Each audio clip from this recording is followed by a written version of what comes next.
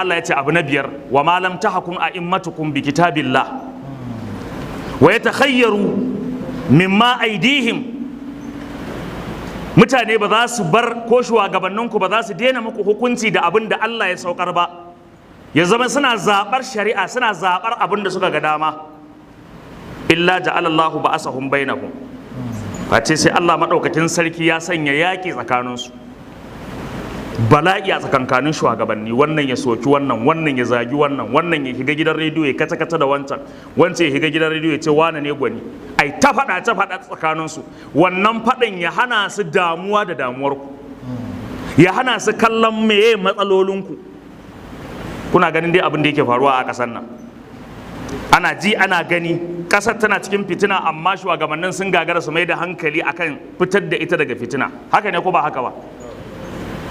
Abin da ya kamata su mai da hankali a kansa, su damu da shi, ba a kansa suke ba. Yanzu don Allah jama'a, yanzu don Allah, don Allah, yanzu a halin da ƙasar nan take ciki, in ban da damuwarsu ne damuwarsu, ya isa ya kai a ce an kawo mana matsalar cashless policy a ƙasar nan.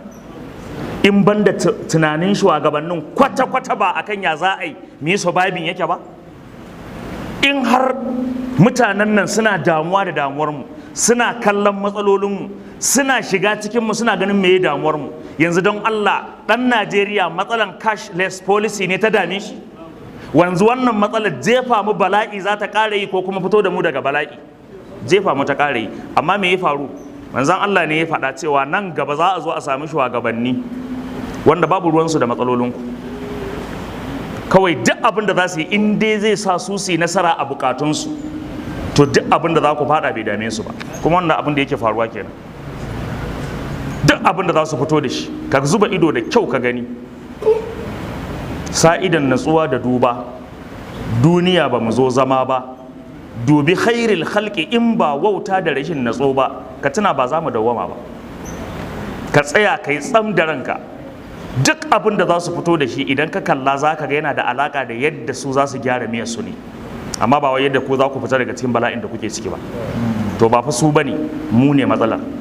Haka manzon Allah ya faɗa sallallahu alaihi wasallam.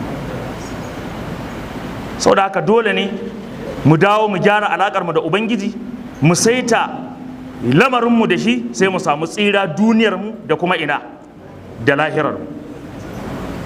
Da haka wallahi duk abin da za mu yi, kada mu kuskura mu watsar da lamarin Ubangiji, mu jefar da shi gefe. Wannan zai haifar mana da matsala mai yawa.